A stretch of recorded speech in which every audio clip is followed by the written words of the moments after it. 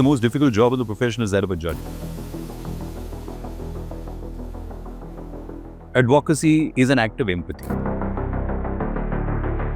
Cambridge was in that sense a complete life-altering experience. Advocacy can't be imitation. So I think advocacy is almost like a fingerprint, very unique. You can't become a clone of a lawyer that you admire. Great thing about being a lawyer, or certainly a counsel, is that no two cases are the same. No, that's the excitement of legal practice. Internships were particularly prominent. I can't imagine a student who would not do multiple internships a year. That's part of legal training. It's part of their introduction to the law. Increasing dependence on AI, I think, is going to drastically reduce the number of lawyers that law firms have to engage. Litigation is the last bastion for AI to breach.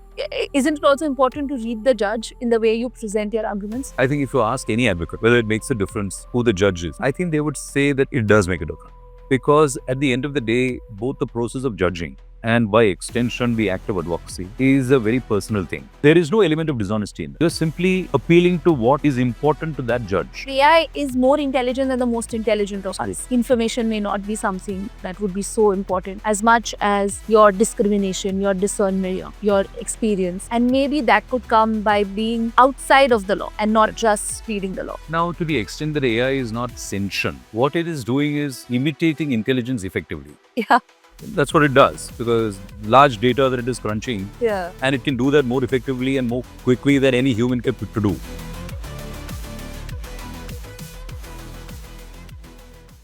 Hello and welcome to the Daily Lawyer podcast. My name is Krishna. I'm your host and the founder of the Daily Lawyer.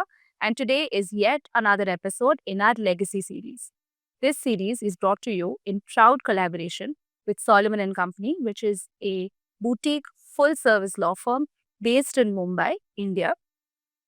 This series, which is the Legacy series, is a shared vision to bring forth conversations with those incredible legal minds who have made some indelible contributions to the Indian legal profession.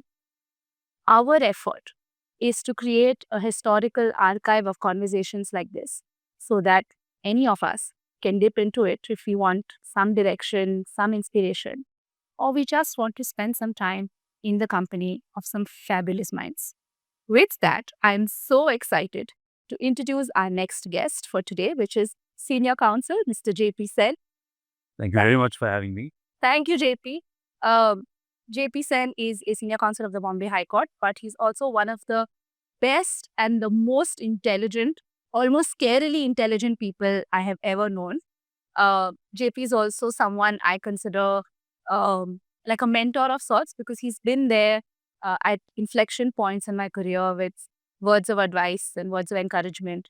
In fact, when the Daily Lawyer was like a fledgling idea in my mind, it was JP and Sujata, his wife, who were very, very encouraging. And I think I have gone and dumped all my problems on the table that day, and they were so kind. So JP, thank you so much for your friendship, for your encouragement. It's truly an honor to host you today. My pleasure entirely. Thank you very much for an almost too kind introduction. You are one of the most scarily intelligent people I know. I'm glad you think so. Yeah. But anyway, I know a little bit about your story. A lot of people don't. So let's start at the beginning. What prompted you to become a lawyer? How has the journey been from then to now?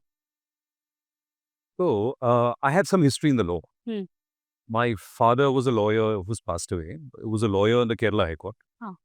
My grandfather was a lawyer in Calicut. And my maternal grandfather was a lawyer in Tellicherry, in a very small town in Kerala. So there are 4 generations of lawyers now with me in my family.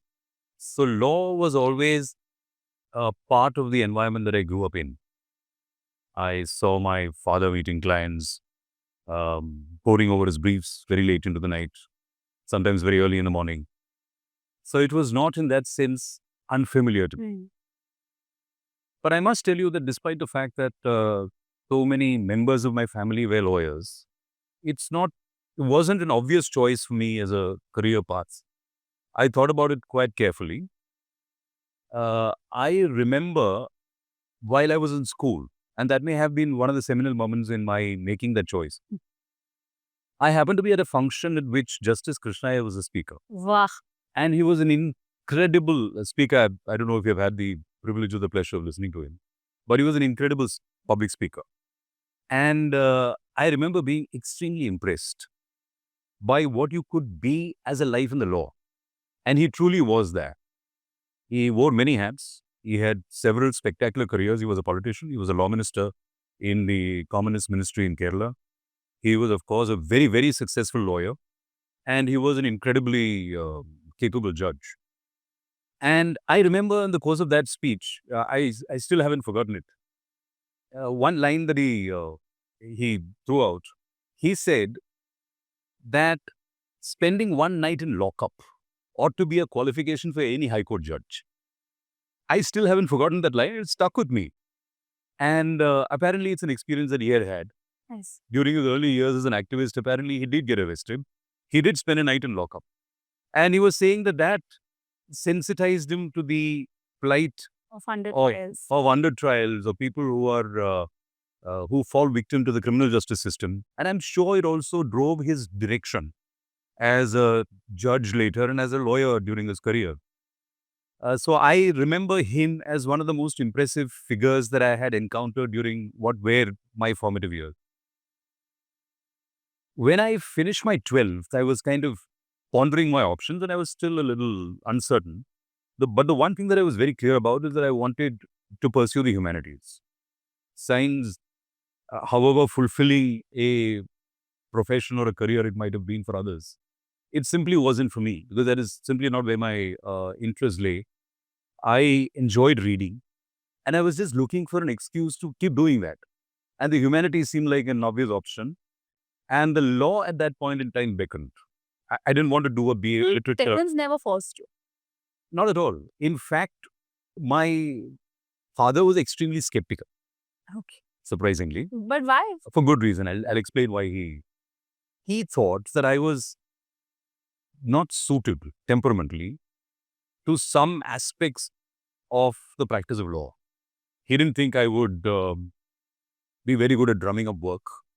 He didn't think I would deal with litigants very carefully. He didn't think the daily correspondence that is required as a lawyer who's practicing in most parts of the country, where you send letters informing clients as to what happened during the day, hand-holding. He didn't think that I was suited for any of this. And I suspect that he's probably right. Because at the end of the day, I have chosen a area of the law where I don't have to do any of these things. So counsel practice is in that sense the pointy end of the spear. And I ended up doing only that part of the law that I truly enjoy.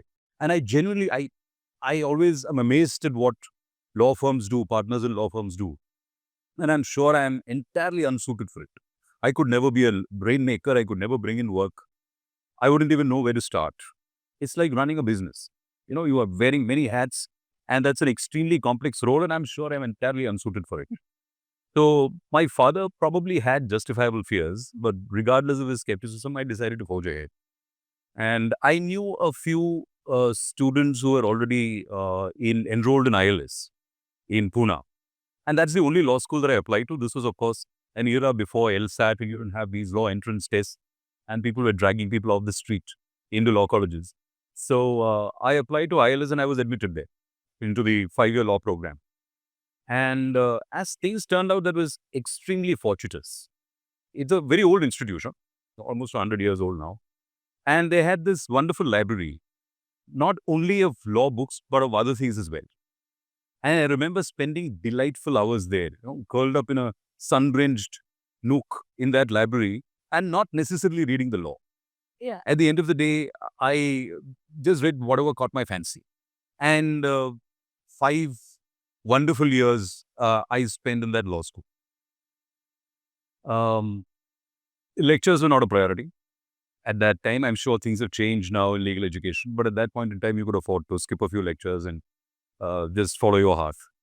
And it was also not an era where internships were particularly prominent.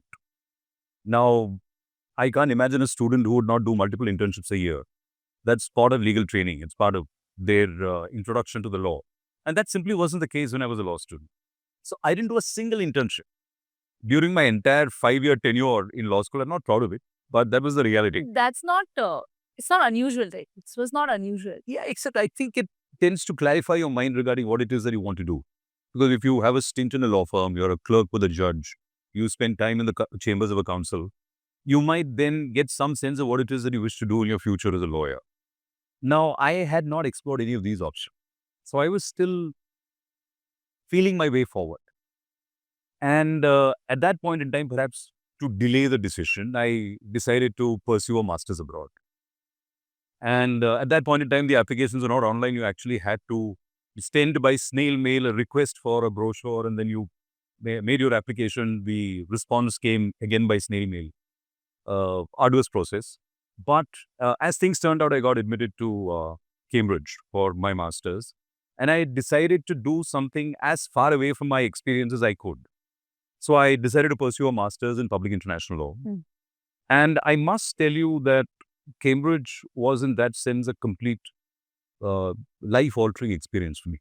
It expanded my world, both intellectually and socially. Because I was a small-town boy. I had grown up in Cochin and in Pune, both of which were far, far smaller than they are today. Yeah. And not metros by any measure. And it was the first time that I was traveling abroad. I had not traveled earlier. I simply could not afford to. And the only reason I could do the master's itself was because I happened to have a scholarship that funded me. And it was a world that was completely new for me. So which scholarship did you apply for? I was on the INLAC scholarship in Cambridge. So I was fortunate enough to actually have my education funded. I couldn't have made it otherwise. And it was a wonderful year. Both in terms of the legal minds that I was exposed to. They were wonderful lawyers in the public international law department. There was James Crawford, who unfortunately is no more. Philip Allett, who was a diplomat and an international lawyer. Then Christopher Greenwood, who later became a judge of the ICJ. These are all people who write textbooks. Among other things. Oh, James Crawford, for example, is also a practicing lawyer. He appeared in several key matters in the ICJ, etc. So these were great minds. Books. Like you know them through the textbooks, but you got a chance to be in the room with them. That's true. And then learn from them. It's an enormous privilege, I must say. And the other thing about Cambridge, apart from the social aspects of college life in the UK, is also the access to resources that we could never dream of. Today, things are different because you have virtually all of the world's knowledge in your pocket in a smartphone. Yeah. We might choose not to use it. We might use that as a distraction rather than any source of inspiration. But things are very different then. We did not have access to that knowledge. And then you are suddenly exposed to the greatest libraries in the world. The University Library in Cambridge was a complete miracle in terms of what resources it offered. And that was a eye-opener for me as well. So having done that master's in public international law, I then conceived the notion of then doing a PhD, the JSD in the US, in public international law with Professor Thomas Trank, who then happened to be teaching in New York University. One of the requirements of NYU was that I do their master's. So then I applied for the master's as well, and they had a scholarship program that invited scholars from around the world to do their graduate program. So I decided to do an LLM there.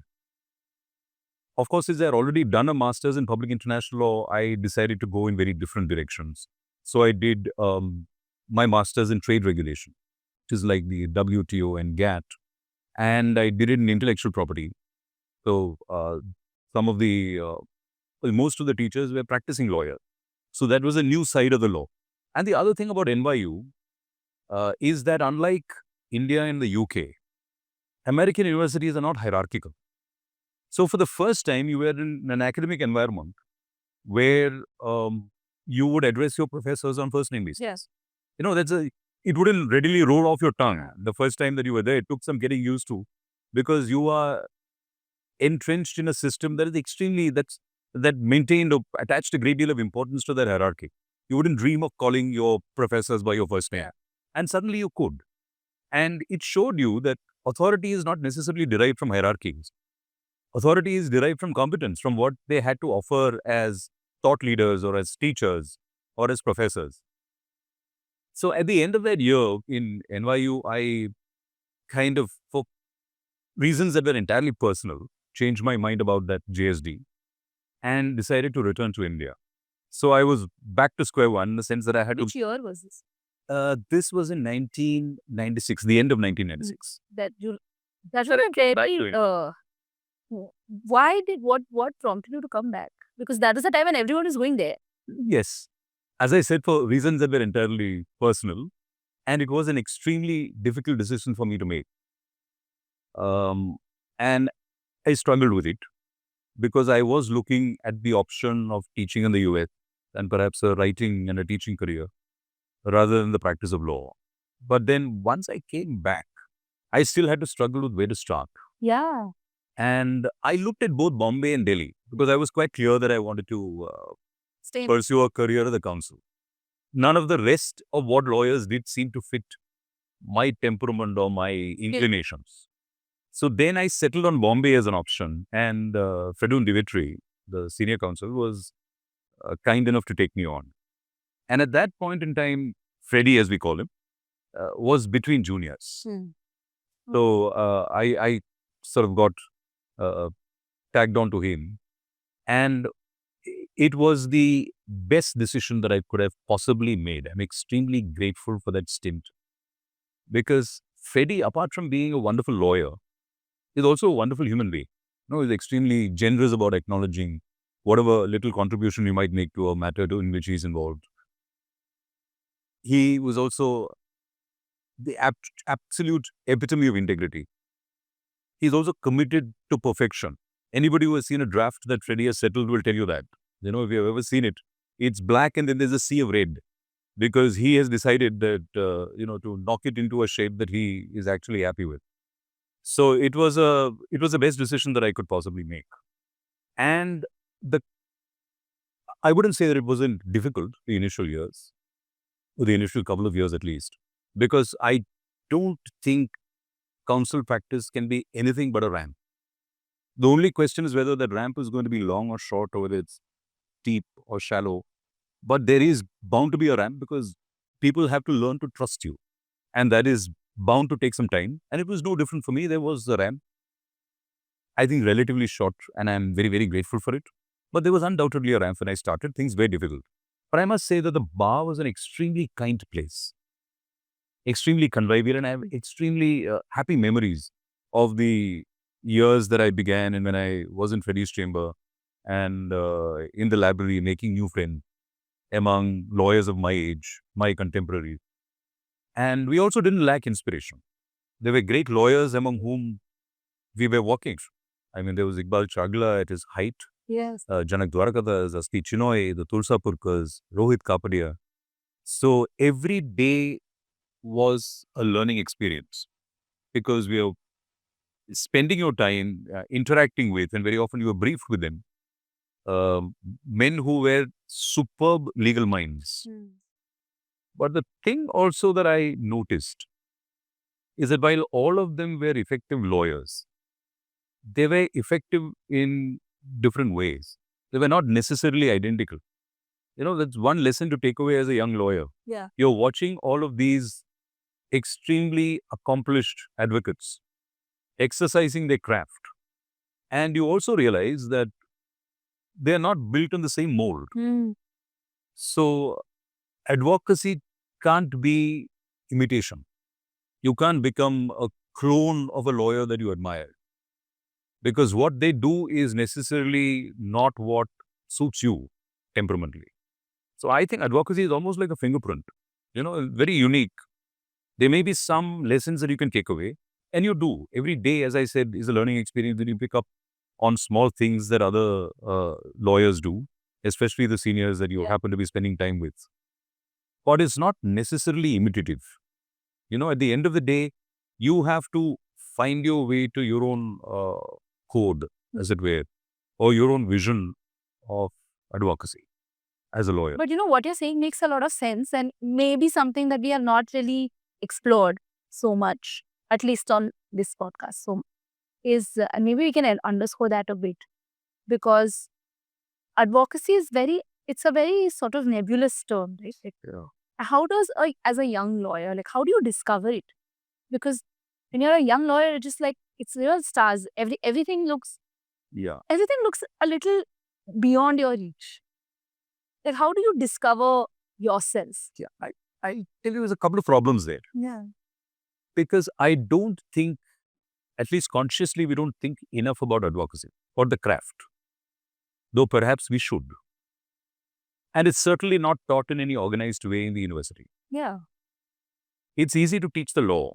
It's also to teach, you can possibly teach legal analysis. But advocacy is more nebulous. To teach advocacy is somewhat, I'm not even sure it can be done very well. Part of the challenge, I think, is to find something that would accurately simulate what happens in court. Yeah. That's not always possible. Yeah. And I think also the problem is that the approach of lawyers to advocacy is very unique. If you were to ask two different lawyers about advocacy, you might get two very different answers, simply because of the kind of people that they are. I think they can't give you lessons that anybody else can simply absorb.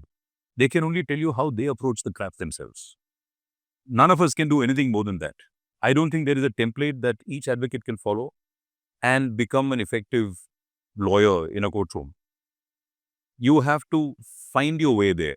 And as a young lawyer, as you rightly said, it's a challenge because you're learning on the job. Everything is uncertain, everything is new. And you wonder whether you will ever be able to traverse that distance between being a junior counsel and being the kind of figures that you are watching and admire. Yeah. So it is a difficult process. And there is also, and this is coupled with the insecurity of not having work. Yeah. Work is coming slowly. You're uncertain because of that insecurity, because of the fact that there isn't that much work flowing your way. But I think this is a journey that each lawyer has to make for himself, and they make it in different ways. And each of them can only articulate their own vision of what the craft is. For me, personally speaking, I would say that advocacy is an act of empathy. I don't know if I'm making sense when I say that, but I'll explain what I mean a little more. See, at the end of the day, you have a person who's going to decide a cause. There's a judge, there is an arbitrator. Of course, we don't have a jury. And he has an extremely difficult job. I think it's the most difficult job in the profession is that of a judge. It's extremely challenging. And he has the burden in each matter of getting it right. Correct. And he has to write a judgment. And if he is not a judge of the Supreme Court, that judgment or order that he writes is also amenable to challenge. Yeah. So he is concerned about various things. He is concerned that this should not weigh on his conscience, that he should get it right as far as possible, that it should be a judgment that is then impervious to challenge or at least not vulnerable to challenge. So he's trying to get it right. That's his task. I think your task as an advocate, and that's how I see it. I don't know if this will work for everybody, but it happens to work for me, or it's certainly the only way that I can approach advocacy. I think your task is to help him get it right, him or her, as the case may be, to get it right, to assist the judge in that process of arriving at what would be the right judgment. But this then necessarily implies, I think, various things. One, of course, is a duty of integrity. I think that is the most important value as a lawyer, that you at all points in time ensure that you will never suppress or misstate a fact or that you mislead a judge. I think we have to be a trusted guide to the matter that judge is trying to decide. And the most important thing is that you deliberately don't mislead him regarding either the law or the facts. Now, we may get it wrong. I'm not suggesting that things don't slip through the cracks. There may be facts that you might make an error. There might be things you get wrong while you are arguing a case, and we are all fallible. Those are errors that you may make. But at least you owe the judge the duty of not consciously making that mistake or misleading him regarding something that is either the fact or the law. I think that's even if it goes against you. Even if it goes against you, I think the thing is, I'm not saying this purely from a moral, I'm not being self-righteous. I'm not saying this merely from a moral standpoint. I think it is also the best way to approach advocacy. If there is something that is against you, for example, I don't think if you're opening your arguments, it makes any sense to conceal it. It's something that you have to deal with upfront. And then you have to brazen it out. You have to place before the judge as candidly as you can what the facts are in your matter and what the law is. And then make the most persuasive pitch that you can. That's that duty you owe him because he is trying to get the matter right. And that duty, the exercise of that duty also helps him trust you. Yeah. And if you ask me, a career is not a single matter. It's not a flash in the pan. We are here for decades plying our craft. We are representing clients before various fora, and you're going to do it for years. The only way you can sustain that is by building a reputation for unfailing, unimpeachable integrity. I truly believe that, because if you acquire a reputation for misleading a judge, or if you acquire a reputation for suppressing things that are damaging to your client, or simply ignoring it as if it is of no importance, the judge who is tasked with deciding your case simply can't trust you. And trust, I think, is the most important relationship between the lawyer and the judge. The judge should be able to trust you before you can make a difference as a practitioner of your craft. It's one thing.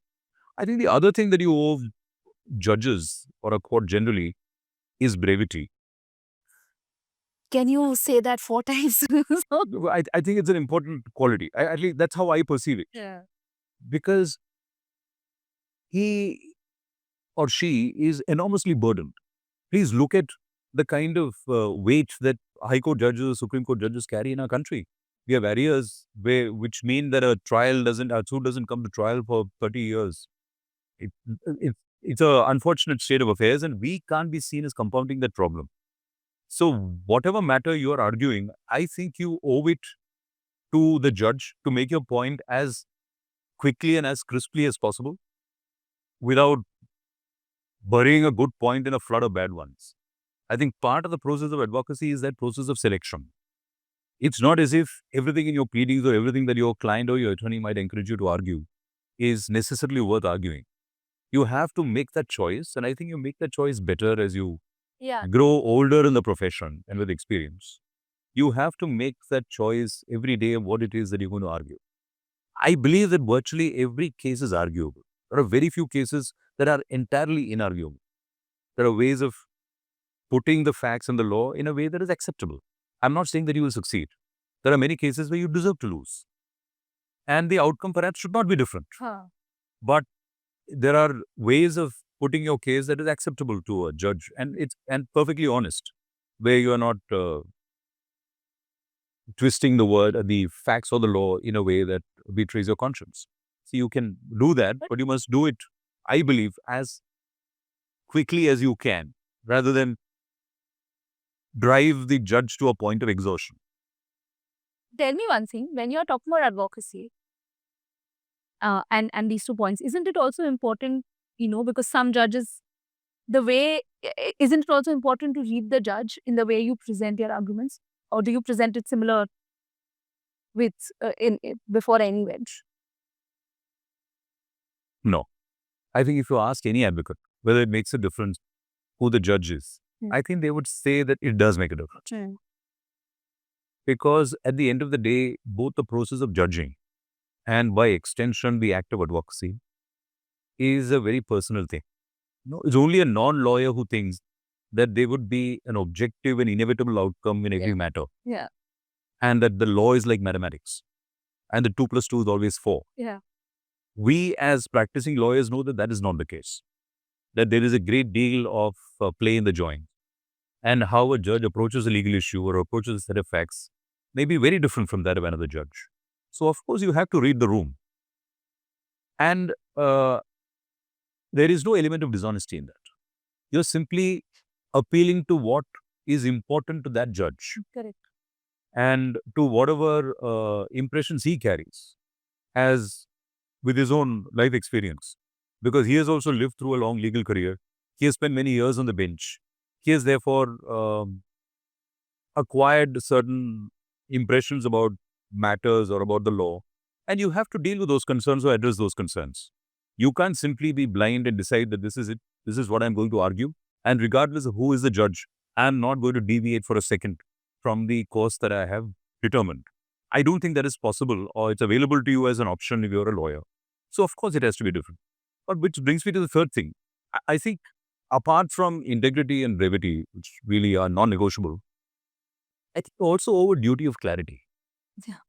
You owe a duty not to obfuscate. Yeah. Purely from the point of view of effective advocacy.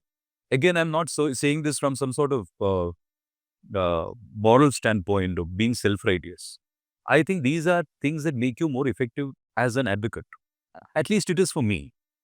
You may approach the craft of advocacy, and I don't like to use the word art, to be honest. I mean, people keep referring to the art of advocacy because I believe that it is a craft and that it is a skill that is capable of being acquired. So how do you differentiate art and craft?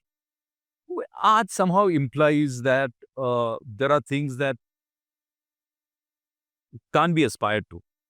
I mean, there are great lawyers whose approach to advocacy can't be duplicated, naturally. Yes. I mean, everybody is different. But I think advocacy is still a craft. Yeah, which can be so almost like the craft of pottery. You know, you can say the art of pottery. So you can work on it. You can become better at it. To that extent, I think it is a craft. So, therefore, these are things that you have to... Clarity, I think, therefore, is something that is important. You owe a duty not to obfuscate, to make your case as clearly as possible. It helps you make it as briefly as possible. You're also then fulfilling your duty of integrity. This is not to say that you have no duty to anybody else. It's not a duty that you owe only to the court or the practitioner. Of course, you owe a duty to the client. And you certainly owe a duty to make your case as firmly as possible and to resist any intimidation that would prevent you from making it. So if you feel that there is a point that is required to be made, you are entitled to stand your ground. And I think it's part of your duty as an advocate to stand your ground and to make your point as effectively and as efficiently as you can. So I'm not suggesting that there are no other duties. But performing your duty to the court is not an indulgence. I think it is what makes you more effective as a lawyer. You also owe duty to your colleagues. You want to be as... At the end of the day, the court is your workplace. You want that to be as pleasant as possible. Of course. You want your work day to be as pleasant as possible. So you owe a duty of respect to your colleagues as well. That you don't get personal, you don't make allegations against your colleagues. You realize that this is a matter where you are an instrument as part of the justice delivery system, that you make your case as well as you can and then leave all of that behind. Because at the end of the day, these are your friends. You know, at the bar, who you happen to be opposing in a matter. Yeah. So these are boundaries, I think, that are important to maintain. There are duties that you owe to witnesses. Unfortunately, I think a vision of a trial is so poisoned by how it is depicted in popular media, including movies, etc., that people see a trial as an opportunity to badger a witness, or to insult him, or to humiliate him, or to make sure that he has his comeuppance. That ought not to be our vision as lawyers at all. At the end of the day, it's an attempt to discover the truth.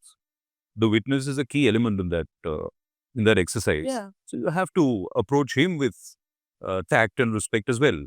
And that's probably the best way of doing it, rather than to get his back up and that of your adjudicator, because he's not going to particularly appreciate a witness being bullied. Yeah. So all of these, I think, flow from advocacy as empathy, as I mentioned. No, this works for me. I'm not saying in that sense that it is a template that everybody has to follow or would want to follow, but it's something that colors my approach to advocacy. And this vision of the craft hasn't changed for me, hasn't evolved at all. In all the years that I have practiced law, that hasn't really changed in any great measure. It just happens to be how I like to ply my trade. Whether it is effective, etc., is for others to judge. But that's how I feel comfortable approaching advocacy as a craft or as a trade. Yes, truly. You know, JP, you're very well known for... you're a very well known counsel. You're definitely effective, but you're also very well known in two very distinct fields. Okay, one is real estate, and the other one is commercial, especially SAT, NCLT, NCLAT, etc. So, do you see any difference in your approach when it comes to the subject matter, sticking with the point of advocacy, when you're speaking, on your addressing, and also your preparation? Maybe we'll take your preparation later. See, my trajectory as a commercial lawyer was more or less determined also by the chamber that I joined. Because the kind of work that I do is very similar to what Freddy does. So a general commercial specialization is what I ended up having, civil and commercial. I don't think there is a difference in how lawyers will approach a case depending on the subject matter. I honestly don't believe that. I mean, you could be a criminal lawyer, you could be practicing family law, you could be practicing tax, or you could be a civil and commercial lawyer like I am. At the end of the day, we bring the very same approach or attention to detail to those matters, regardless of what it is that we are dealing with. Tribunals also, well, tribunalization had many objectives. One, of course, was to introduce expert input. That tribunals deal with subject matter that ought not to be left only to judges. It also must bring within its fold expertise that belongs to other fields. Apart from, of course, the objective of trying to take some cases away from an already stressed civil justice system. While that worked, I'm on the fence about that. I'll explain why. Because I believe that some tribunals have been more successful than others. Like? These Securities Appellate Tribunal, for example, has been quite effective, but I think it's very necessary.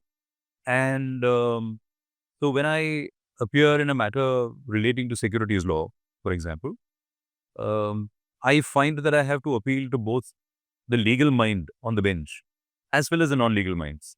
So to that extent, you find yourself addressing concerns that are very different as a lawyer. But apart from that, I don't think there is a great difference in how you would approach a matter before a tribunal and how you would approach a matter before court. Partially because even though you have expertise on a tribunal that is non-legal, the process somehow ends up being legal. Partly because we as lawyers understand the vocabulary of law. Yeah.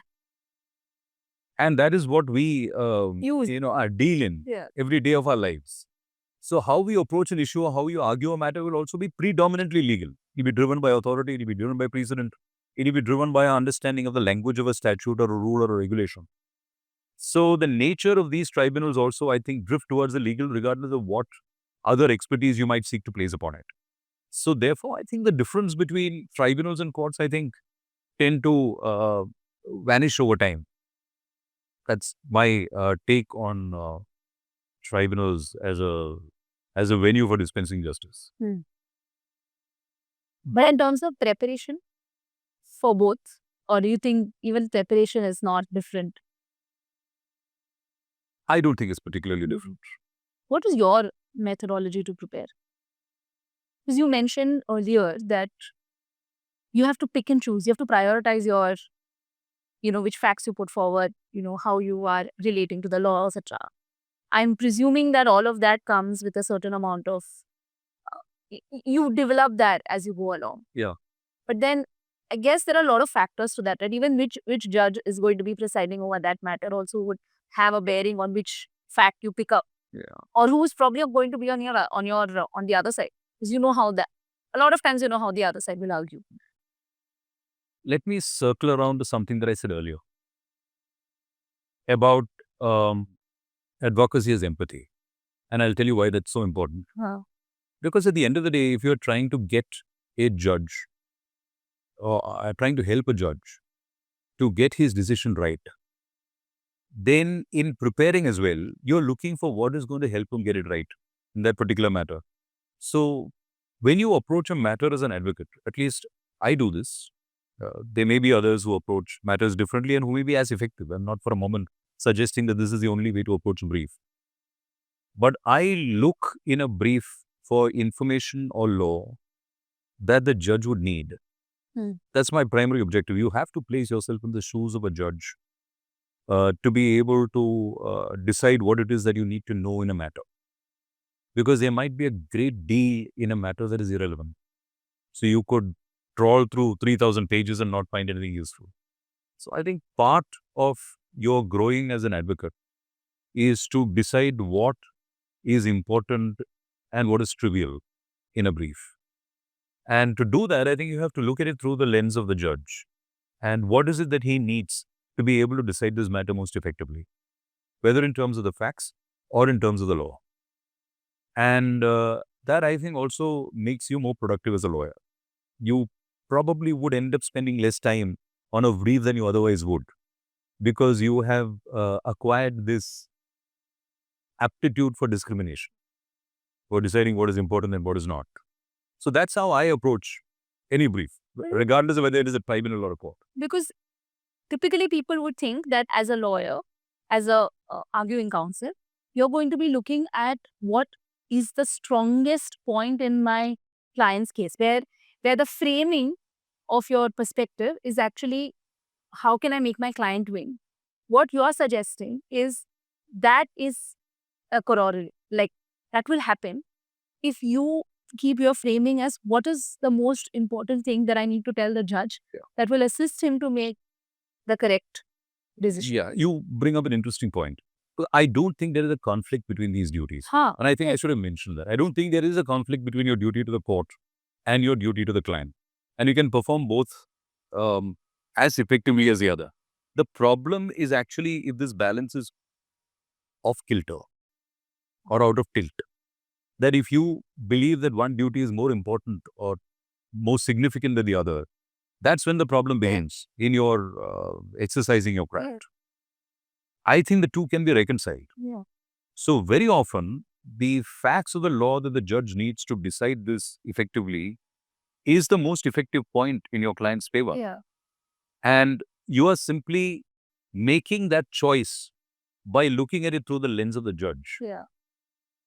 The two have to coincide. Because if this is what the judge requires, then that certainly is the best point as far as your client is concerned. What you have to do is to resist the inclination, usually at the urging of your client, to make a point that is completely unstated. And that's important. And it's also important to manage expectations. Because if you make a mistake as an advocate, and very often you do that because you're insecure, and especially in the early stages of your career and your work is hard to come by, the temptation is great to overpromise or to mislead your client as to a possible outcome in a case. So I think it's as important, and this is very important for a solicitor or an attorney as well, perhaps even more important for them than it is for a counsel because they are more directly in touch with the client. But even as a counsel, I think you owe a duty to the client to manage his expectations, his or her expectations, and indicate what is possible. And it's important because it might also help them make the right choices. They might decide to settle a matter instead of actually going full tilt at a windmill that actually is not going to budge. So those, I think, are important as well. And if you can manage the client's expectation, you can do it only by resisting the urge, natural as it is, to argue everything that the client is fond of. He is not the lawyer. Which is not to say that you have to be insensitive or to dismiss their concerns out of hand. Very often commercial men may think of things that you wouldn't think as a law. You learn from litigants as well or your clients as well, very often. And that humility you must have, that you might possibly learn something that did not occur to you. But at the same time, you can't simply be pushed. You have to manage their expectations as effectively as you can. That's part, I think, of being an advocate or a counsel. Yes, I think it is. You've given lots of tips, in the last 10-15 minutes of talking. I think anyone's listening. I wasn't intending that, to be honest. Look, I was only, we don't very often have an opportunity to think or talk about what we do. And how you do. And we were just, that's right. So I was just thinking aloud about how we pursue law as a profession. The idea wasn't really to advise anybody, but this is just something that has been important to me in how I approach the law. If it works for somebody else, fantastic. Well, because but that was not you used. Said empathy, brevity, and clarity. It doesn't matter how you put forth. I guess that's different for each person. But this same thing we can apply in every situation as a lawyer, whether you're arguing, whether you're drafting, whether you're whichever side of the table you're sitting. Perhaps even negotiating.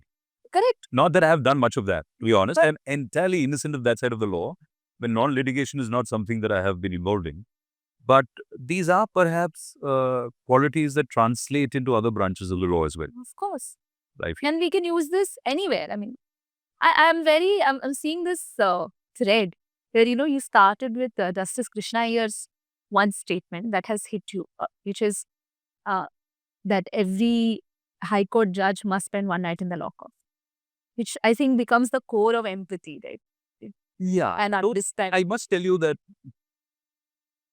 I practice in a very different area of the law Of course. than the concerns that drove Justice Krishna. Yeah. It is simply that I found that so striking. That motivated me to find law as a possibly interesting realm of activity. Yeah. That's really what I took away from that speech. My career does not mirror the kind of practice that Justice Krishna had at all. The kind of practice that he had as a lawyer at the Kerala High Court was very different. The kind of concerns that drove him, criminal justice, etc., is not something that I have very much to do with, or criminal law reform. Those are the concerns that drove him as a judge. And he was very, very effective at it. Yeah. But I think he was an OG Shashi Tharoor, Like he was OG. What I was noticing is that thread of empathy, which is probably what he was talking about at the core of it, is something that you seem to have taken in your formative years and then applied it through in your way. Honestly, I hadn't thought of that. So it must have been subliminal. Yeah. I certainly, that was not, of course, before you mentioned it, it's not something that I would have thought of immediately. Connective. But there is a connection, I suppose, that you... Yeah. JP, we love stories in the sense the audience loves stories. And there are a couple of things that you said. One is about advocacy and how you, about advocacy. But the other thing also you said is how you learn from non-lawyers, right? Having that humility to learn from non-lawyers or from commercial people, etc. Do you have any stories that you want to share on either cases that made a huge impact on you for whatever reason? Whether you may have lost it, won it, maybe your first case or whatever. So do you have any stories that you want to share with us? The great thing about being a lawyer, or certainly a counsel, is that no two cases are the same. Yeah. No, that's the excitement of legal practice. And very often, the more memorable cases are not necessarily the biggest ones. Yeah, of course. There may be cases where the stake is very high. Yeah. And you happen to be dealing with issues of commercial law. But there may be other cases where appearing for somebody entirely more modest. And it raises interesting questions of law. I remember appearing, for example, in the insolvency jurisdiction for people who were in dire strait, who were on the verge of being declared insolvent. But that also involved interesting points of law that spark your imagination. So that difference, I think, that challenge of dealing with different situations and different people every day of your lives is, I think, what sustains us as lawyers. Your life never gets boring. That's the one thing, as a takeaway, that's the one thing that I experience as a counsel. Yeah. So cases that are memorable, of course, there are many that spark your interest. And very often, they might not even be in the realm of criminal law. I did an escheats matter, for example. And you explain what is escheats. So, I happened to appear in the Kerala High Court in a matter involving escheat, where there was a public trust who was being deprived of the property by the government on the basis that the property is escheat. Escheat, of course, is a situation where the government takes property belonging to a person who has died without leaving a legal heir. It's a very unusual sort of set of circumstances, usually not encountered. And it's in India, you can't imagine somebody dying without a legal heir. Like, it's so rare and instant that you have that act purely as default, but not necessarily because you have any expectation that it's going to be used. So you had the Kerala government using the Estates Act as an instrument to deprive a trust which can never go out of existence. There is no question of legal heirs. There is no question of legal debts. So I was dealing with a situation, for example, that was very different from the conventional commercial law issues that I would deal with. But it was as interesting as anything else that I had encountered. For the first time that I had read the Estates and Forfeitures Act in Kerala. And of course, we succeeded in resisting the attempt of the government, because the court at the end of the day was entirely convinced that this was a overreach and a grab. And they were motivated by whatever reasons to try and grab this property without compensation. And it was the heart of Trivandrum city. Okay. So that's the remarkable thing about being a lawyer. Yeah. Issues that you don't expect to deal with or to confront, you encounter every day. And boredom is never a risk. Yeah, that's true. Yeah. But it's also beautiful how you have, like, there is an instrument of change that is in your hand, like as a lawyer. I don't think we give enough importance to the responsibility we carry Yes. But I think we are also at risk of taking ourselves too seriously. I believe. We are instruments of change to the extent that if we do our job well, we affect the lives of people. Less so perhaps than judges who actually determine the fate of the matters before them.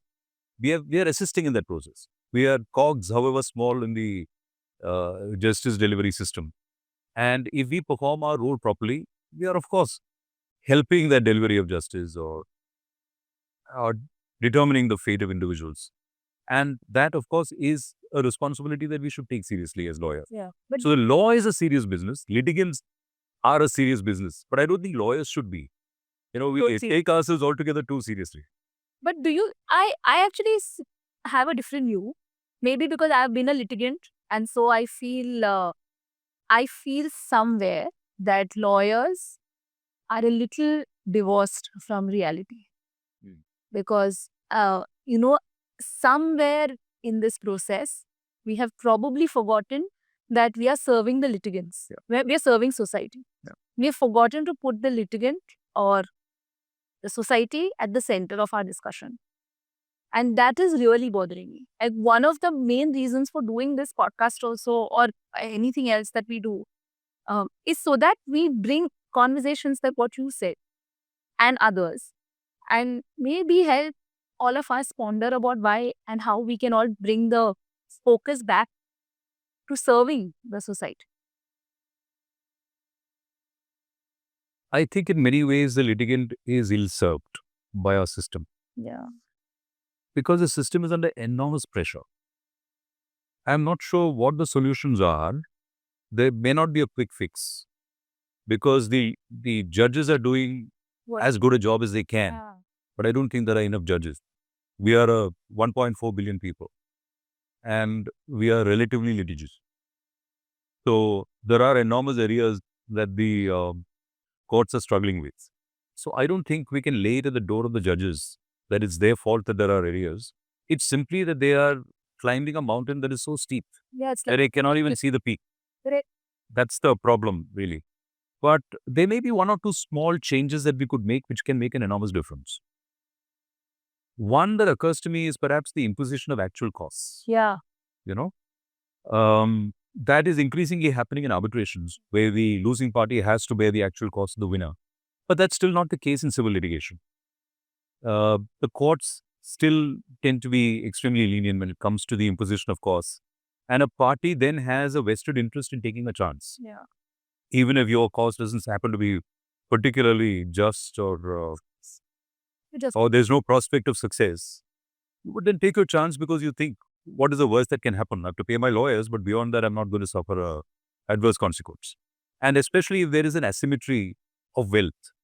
If the plaintiff is significantly richer than the defendant or vice versa, there is an incentive in keeping an litigation alive, simply to exhaust the other party and try and get a settlement that you otherwise would never have got. The other thing is perjury. Because I don't think perjury is taken anywhere near as seriously in India as in any other jurisdiction. Yes, 100%.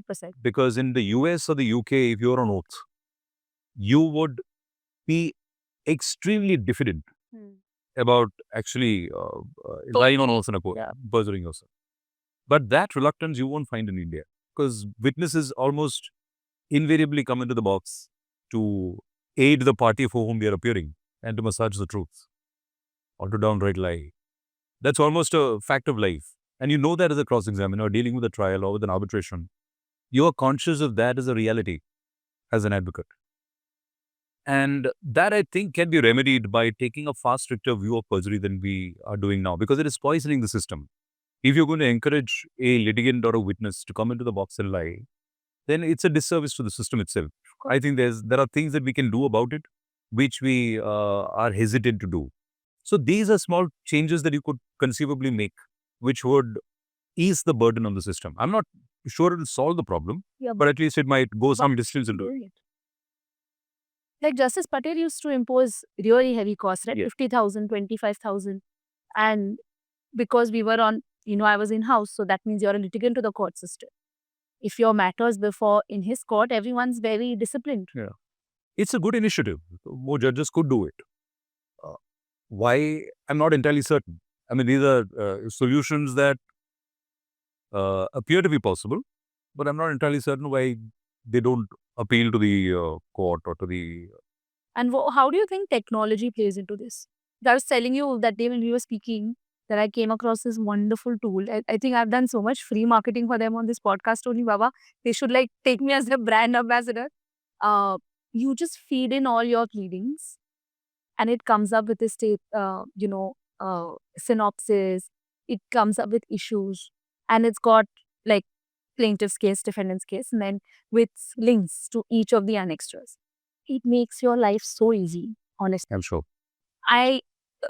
One of the co-founders is a lawyer who's been practicing for 20 years in Chennai. So he has a good understanding of the profession. Why can't this be used by the judiciary? Forget the lawyers. I think it'd be such a good thing. Imagine everyone anywhere is using an iPad. Yeah. So you imagine if there's a judge and you just have questions because a tool is throwing it up anyway. Yeah. And if it's wrong, the advocates are there to tell you that it's wrong. Yeah. See, I think when it comes to technology, I think we are at the tipping point. And artificial intelligence is probably going to revolutionize the way we practice law fairly quickly. There are many things that lawyers do which AI could quite successfully replicate quite efficiently even now, and perhaps even better in a year or so. I think it is also going to make things challenging for young lawyers. Increasing dependence on AI, I think, is going to drastically reduce the number of lawyers that law firms have to engage. Because I think you would be able to do the same set of tasks with fewer lawyers than you could do earlier. I think that's one impact it's going to have on the profession. So a young lawyer who's just passing out of law school and who is looking at law as a career will then have to decide what are the skills that he or she needs to acquire to make himself useful or indispensable. Something that they would need to think about carefully. I think the one area of the law where AI will be extremely useful, but it's not going to replace or significantly restructure the system, is actually litigation. Yeah. You can use it as a tool, undoubtedly. You can use it as a tool for research, though of course, we have all these issues of hallucination, right? AI hallucinations, etc. Are challenges that we'll have to resolve, but you could use it for research. You could use it for drafting, conceivably, for at least simpler pieces of drafting. Yeah. You could use it to analyze pleadings, as you mentioned. Yeah. So all of these are useful functions that it can serve. But the act of judging itself is an extremely human act. Correct. I don't think it's something that we are willing to delegate to a machine in the foreseeable future. The judge may be able to use AI to assist him in the process. Correct. But at the end of the day, the judgment will still have to be uniquely human and his. Yes. And because you have a human element in adjudication, you will also require a human element in advocacy. Yeah. Where you need lawyers articulating the case before a judge so he can make up his or her mind. So the way I see it, litigation is the last bastion, as it were, for AI to breach. I can't conceive it, or maybe it's a lack of imagination. I can't conceive of a situation where you have AI analyzing facts and delivering a judgment. No, I think delivering a judgment is not. This tool doesn't deliver a judgment. No, it doesn't. Yeah. But I'm saying for a judge, like we have been in courtrooms where the lawyers who are arguing are reading the pleadings. They're just reading spending 20, 25, 30 minutes reading, and you want to like die because, it's just taking valuable time. Yeah. And that's because the judge has so much work that he probably doesn't have the time to read. Why are you reading? All of this thing can be, eased out if there are tools like, because it just saves time. I agree. But that is our future, I suspect, in many ways. It might there. be a little slower in coming than it should. But I think it's inevitable. It must. I don't know why we're waiting. I mean, the tools are there and you can't. I think it's just a discomfort of technology. At least the older ones among us, and I count myself among them, is this slower to adopt technology than the other.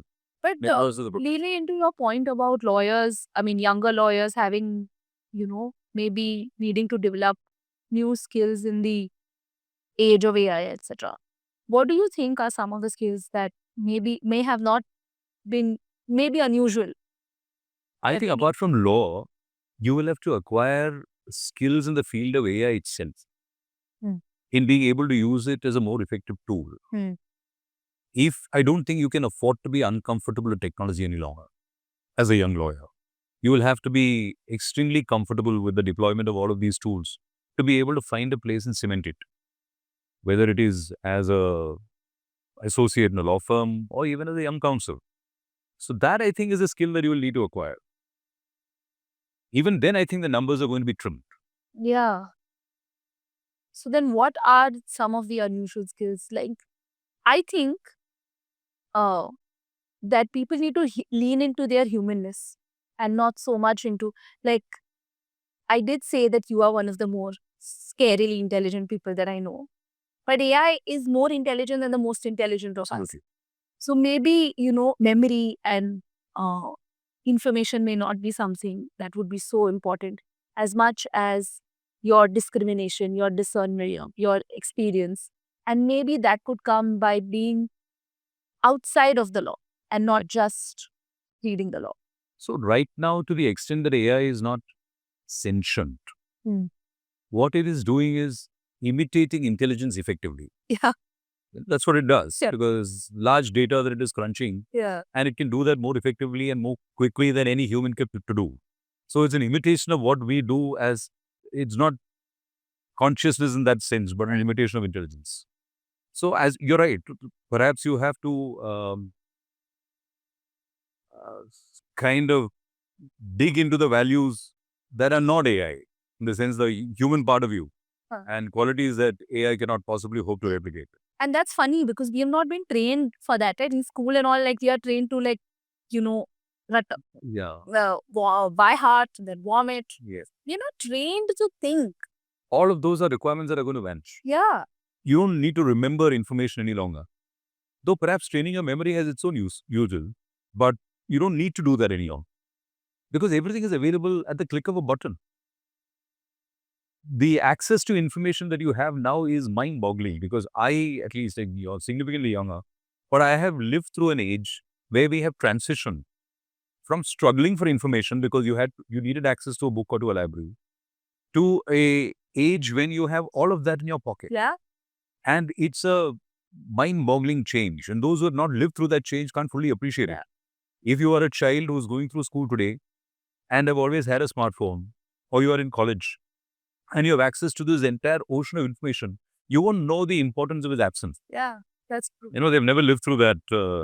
I think it's a revolution in itself. Yeah, I did say, and I think you agreed with me when we said that we lean into the humanness. And I have like two things to say in this. I mean, to ask you one.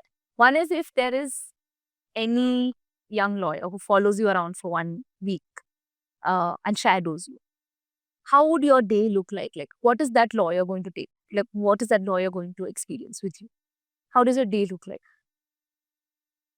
How do you prepare? How do you, deal with juniors? Like, what are some, because this conversation is like one treasure trove of tips, okay?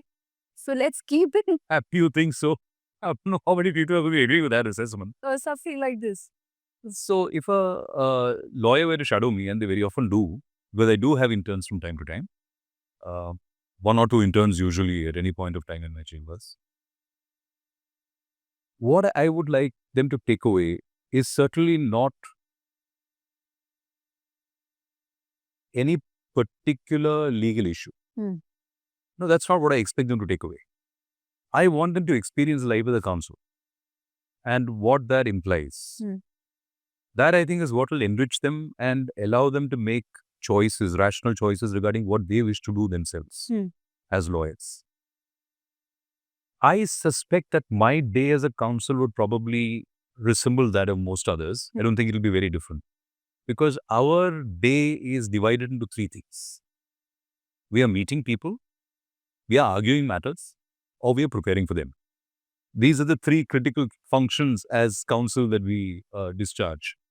And I like my interns to be part of all of that. Because I think it is impossible for them to understand that none of these functions are any less important than the other. Preparing is as important to ask. That's the iceberg beneath the tip. Correct. of your appearance in court. Yeah. So that's as important as appearing in court itself. So it's not as if I expect them only to come and see what I do in court. That's going to leave them half satiated. Yeah. They have to also see how it is that we analyze legal issues with clients and with attorneys, how we strategize, how we approach a matter in court, what is important and what is not. That is as critical a function as what eventually happens in court. I also like them to be part of preparation or to understand what that involves. So this is what I would like them to take away. And of course, most importantly, and that is a given, is I want them to understand that law and integrity have always to go hand in hand. The lawyers, unfortunately, I think they have very poor PR. As a profession. Yeah, we are doing PRs as a profession. Well, I'm glad you are. Because as a profession, I think we have an extremely poor reputation. Very bad. And I think in many ways undeserved. Yeah. Because they think that our function is actually to secure an outcome regardless of the consequences or the nature of your case. That's not our function at all. Yeah, we don't even see our function as that. And I would like a law student who is shadowing me or an intern who is shadowing me to understand that. Yeah. That this is a profession that you can pursue with integrity, with your conscience perfectly intact, and that you have to walk the straight and narrow every second of your life because you're making choices as a lawyer every day, and you have to make each of those choices right. You may make errors in terms of strategy, but you can't make errors in terms of integrity. Yeah. So that's something that I would like them to take away as young lawyers or as interns. And I would like that to inform any choice that they make regarding their future as well. In whatever form it might be, they might choose to go to a law firm instead of practicing as a counsel. Yeah. And counsel practice has its own challenges, its insecurities and its uncertainties. And there may be many choices that seem safer. But regardless of the choice they make and regardless of where they find themselves, I would like them to keep this as a lodestone to their practice. What does integrity mean? But you already mentioned integrity towards the judge. What does integrity mean to any? Forget if you're not practicing in. See, it's like this. This is my sense of what integrity means to us as lawyers. See, we go by what is called the cab rank rule in England, where if somebody is willing to pay your fees, you should then accept that brief. You have no right to refuse it. Unless, of course, there is a conflict, etc. There may be these very limited circumstances where you refuse a brief. So, integrity is not choosing who your client is. That has never been the case for lawyers, whether, through all the years that the legal profession has evolved in India or in the UK for that matter. We have never given ourselves the freedom to choose who the client is or to reject a client because we happen to find him or her annoying, unpleasant, etc. What is important, however, is that you impress upon any litigant who approaches you for relief that you are not going to travel beyond what your duty as a lawyer, which is to say that it's not as if you are going to assist him in fabricating information or making up a record or fabricating a document or encouraging him to lie in the box. These are, you have to make it absolutely certain and clear to any litigant who approaches you that none of this is your remit as a lawyer. Your remit as a lawyer is to do the best with the facts that are available to you.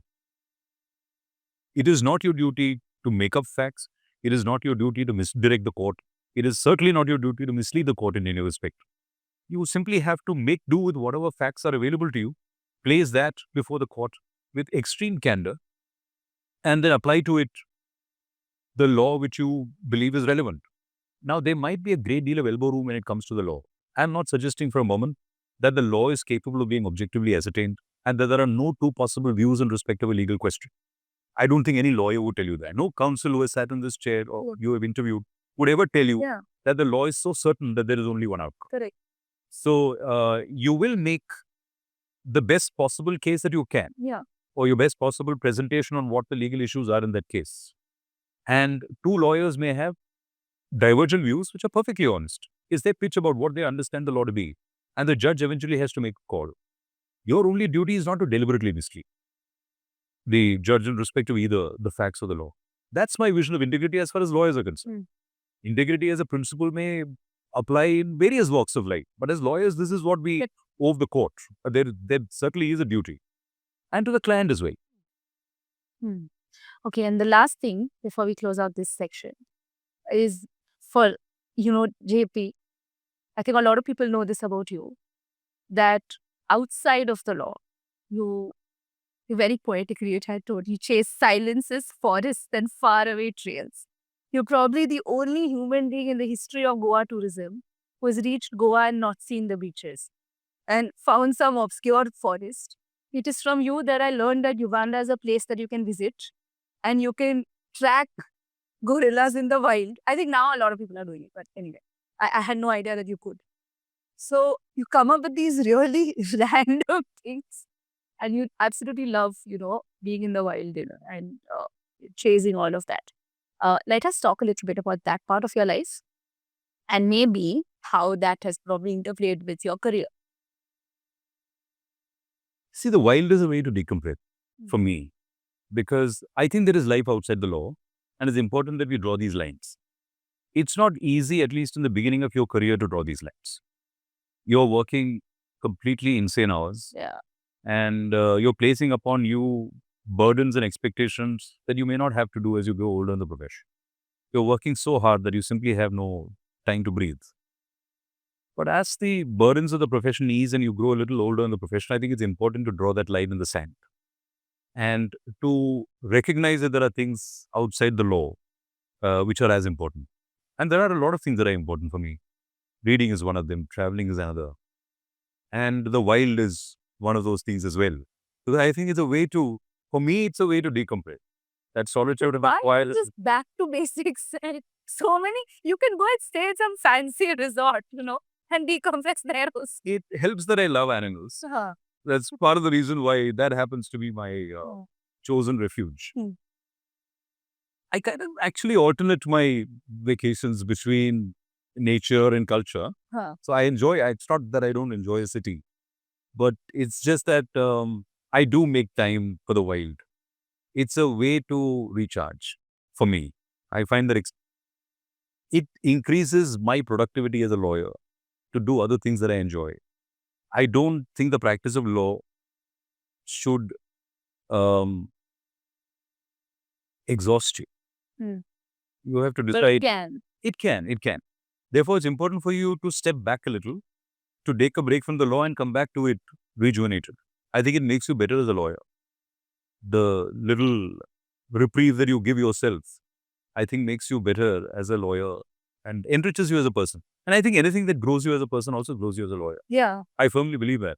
It's not just about knowing the law or learning it. Any piece of information I think is useful as a lawyer. You will find it serving you in the most unusual times. And therefore, I am a strong advocate for lawyers chasing other experiences outside the law. I think it's important. How do you think it helps you? Why should it help you? Well, not you as in, a person. And you say that anything outside of the law helps you as a lawyer. I agree with you, by the way. I just want you to say. So you know what they say about law being a demanding mistress? Yeah. It can absorb your life completely. We could conceivably work every day of the year. Yeah. There are meetings to be had. There are briefs to be read. There are matters to appear in, even in the vacations. Yeah. So it is something that you can do every day of the year without break, to a point where you completely drive yourself to exhaustion. I don't think that's a useful way of approaching your life. That little window that you give yourself to reflect, to step back from the practice of the profession, I think brings you back better and more refreshed. It allows you to ply your trade better. At the end of the day, the law is also about longevity. It's something that you want to do for a long time. One of the privileges that we have as lawyers is that there's no retirement age. Yeah. I think it's a tragedy that people are compelled to retire when they are the most productive. Yeah. And I say this also about judges in our country. Yeah. I think it's a tragedy that a High Court judge is to retire at 62, or that a Supreme Court judge is to retire at 65. I mean, there are good reasons also for it, but it's something of a tragedy because they're at the height of their power. It's not as if their intellectual abilities have diminished in any way. Yeah. or their age has in any way caught up with them even physically. So for them to have to retreat from public life at that time is a tragedy. So it's an enormous privilege for us as lawyers that we don't have to, we can choose to retire, but we don't have to. You can sustain this over a long time only if you are happy doing it. And you can be happy doing it only if you give yourself a little bit of a break. Little bit of a break once in a while. And I'm a strong votary of that. And also a little bit of having other maybe cultural interests or art interests on an everyday also. Perhaps music or reading or something that will then allow you to focus your attention on something else so you can come back to the law more alert. Because I think the law is application, right? It's about how you think. Yeah. And each of these things inform your thinking. Your sensibility. Generally as law. Your empathy. Yeah, I believe so. Yeah. I also agree that you need something else. Okay. Last question is, if now looking back, you are reflecting. What is the legacy that you hope to leave back? This is called the legacy series. So I have to ask you this. What is the legacy that you hope to leave back for everyone? Okay. My answer might disappoint you. Okay. Given how you describe this series as a legacy series. I must tell you that I don't really think in those terms. As I said, we tend to attach too much importance to ourselves. At the end of the day, I mean, we are tiny specks of dust on this planet that is hurling itself through a universe that is so large that we can barely imagine its girth. So I don't really think in those terms because I think it doesn't, it's not useful. What I think about is being present and to live each day that I have as fully as possible, both as a lawyer and as a human being. And I think that has stood me in better stead than thinking in terms of permanence. I really don't think along those terms. I don't know if it's a failing, but for me it works. That I focus on what it is that I can do that day fully and joyfully. That's how I tend to approach my life and my career. But if you want anyone to remember you by, what is probably the one thing? Footprints in the sand. Truly, and I'm not saying this to be facetious, but I mean, to be honest, they are all footprints in the sand. Yeah. To that extent, I agree. Yeah. But if I can use a pop culture reference, in the movie Achilles, I don't know if you've, in movie Troy, I don't know if you've had the chance to see it. So there is this conversation between Hector and Achilles. And Hector asks Achilles, why are you here on the beaches of Troy, so far away from your home in Greece? And Achilles says that they're going to sing songs about this for 1,000 years. And Hector says, in response, by saying in 1,000 years, even the dust from our bones will be gone. Yeah. So immortality in that sense or in legacy is somewhat impermanent. You hope that you're useful to the people that are around you, that you have made a difference in their lives. And that I think is the most that you can aspire to. Yeah. Beyond that, I don't think any legacy is really meaningful. I was not hopeful that you'll answer this question anyway. You're not. No. But I was like, I have to ask you, so I asked you. Okay, so the last part is something I did for myself. Okay, so 5, 4, 3, 2, 1. 5 something, 4 or something like that. Okay. So 5 people outside of the law who have inspired you. If possible, who have inspired you. All of the people that spring to mind immediately are actually writers. Okay. All of them. And writers of fiction. As distant from the law as possible. So I could easily name, for example, 5 writers that I enjoy. Because reading is something that absolutely absorbs my non-working hours. I try to leave the law behind when I leave my chambers. I make time for reading every day of my life because that's something that I just enjoy. Not necessarily because it is useful. So fiction is not perceived as being useful. Yeah. So I could name 5 writers, for example, who I enjoy. Maybe Marquez, the Japanese great Tanisaki, Kawabata, perhaps. There are some great Eastern European writers that I enjoy. All women, by the way. Olga Tokarczuk, for example, who got a Nobel Prize recently. Maybe Svetlana Alexievich. So these are minds that I admire deeply. And they do something very different from what I do in my normal day-to-day life. And these are people that I admire outside the legal field. 4 books that you would recommend anyone to read. I know you've all this East European and all. Nobody would have read on that except you. The books that I'm going to recommend are still fiction. Because that's really my... So 4 books. I would probably recommend Midnight's Children, because I think it's the great Indian novel by Rushdie. Salman Rushdie. Yeah. I have not... There is some other works that he's written that I have reservations about, but certainly not Midnight's Children. I think it's a classic. Then maybe 100 Years of Solitude by Marquez. Then there's this semi-autobiographical work by Yukio Mishima called Confessions of a Mask. Okay. I think it's very interesting. Then maybe a 4th book, maybe Flights by Olga Tokarczuk. What she calls a constellation novel. Okay. It is very, she has a very interesting approach to the novel as an instrument. So these are probably the ones that I would... What is the meaning of that constellation novel? So the writing of the book is not linear. Okay. And she doesn't believe in writing a story that is linear, that just leads from one to the other, point A to point B to point C. She clips together different pieces of fiction, not necessarily related to each other, to make a single novel. Okay. That's why she calls it the constellation novel, because it's like a smattering of stars. Okay. But it makes sense in the end? Yes. And the theme, for example, is flights or travel. Okay. So her novel, Flights, for example, which is a prize winner, and part of the reason why she got the Nobel Prize, is uses flight as a central theme to explore the human condition. So everything that she writes in that, small little snippets, have a relationship to flight and its impact, flight and travel, and its impact on us and our humanness. Very interesting work. Achha. Okay. Now, we are not at all surprised that... No, actually 2 of your novels are okay. It's common. 3 things that separate a good counsel from a great one.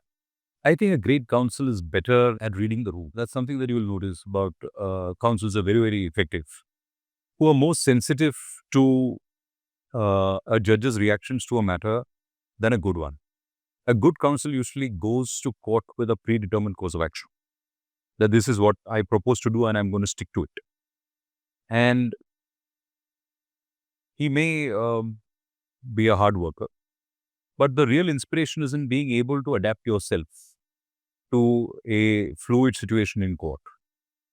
And that is a quality that is rarer. Be able to change what you intended to do depending on what happens in court.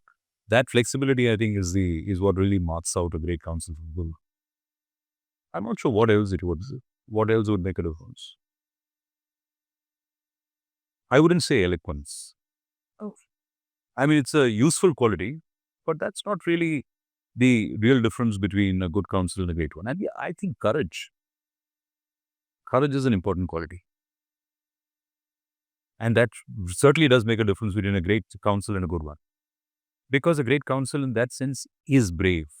He will stand his ground. He will not be bullied or intimidated. And it's important to do that. You owe it to your client to be able to stand your ground and to make your case without dema.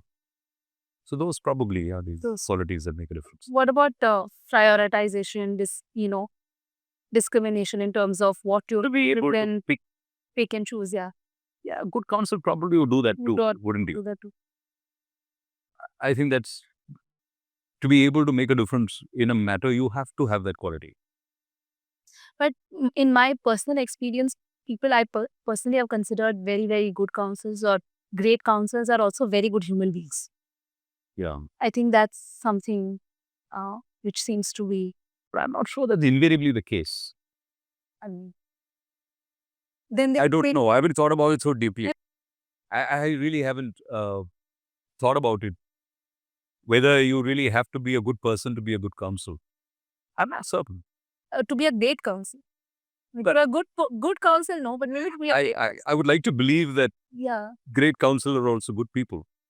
I feel like that's the humility, empathy. Not that I'm citing any instance of a great counsel who's bad or who's not a good person. So No, I can think of many people who fall into the good counsel category but may not be the best. I feel like things like humility and then what we discussed, empathy, which form like the core of very good lawyering. I feel that is more present in the you're possibly right. So now I give you one now out of 3. Okay, 2 things in your chamber that tell your story of My Jeff sort. chamber actually is an eccentric place because it has a lot of objects actually that I have gathered in my travels around the world. 2 objects. I can certainly think of one. There's a very large mural of a Mahishasuramardini, of the goddess Durga. It was done by this Kerala muralist who I admire. And that graces the wall of my office. And I can't imagine my office without her on the wall. There was this little nook in Vietnam when I was traveling there, in a little town called Hue. There was a person who does rice paper paintings. I see. And there was this work that immediately caught my eye of a tiger. It's pretty simple, not even particularly complex, but it immediately caught my eye. That's one of the works on my wall as well. So those perhaps Tell your story. Tell my story. Yeah. Your Mahishasuramardini, we are copying. I have tried asking, because we also have Kerala paintings at home. I haven't not managed to get something which I find as beautiful as what I've seen at your place. And the last one piece of advice that you have received and you ignored, and you're happy that you ignored it. That's certainly my father's advice to become an engineer. Okay. Yeah, we are also. I think I touched upon it earlier in the conversation. But yeah, my father was very skeptical, as I mentioned, about my prospects as a lawyer. So he suggested that I take up engineering. And in fact, I did my science till my 12th. Achha. But I was quite determined by the end of it that I did not want to have anything more to do with the sciences. And that I wanted to make a transition to the humanities. So that's one piece of advice I certainly ignored. Yeah. I'm quite happy for it. Happy for it. We are also happy for it. But JP, thank you so much. There's so much more that I can talk to you about. And it's impossible to keep it to time because you have so much to share. I hope you had a good time. I did. Thank you very much for having me. It was a delight. It was a wonderful evening. Thank you very much. Thank you. And thank you. And please keep following us. If you have more suggestions for guests, please write in because we take all of your suggestions very seriously. Thank you.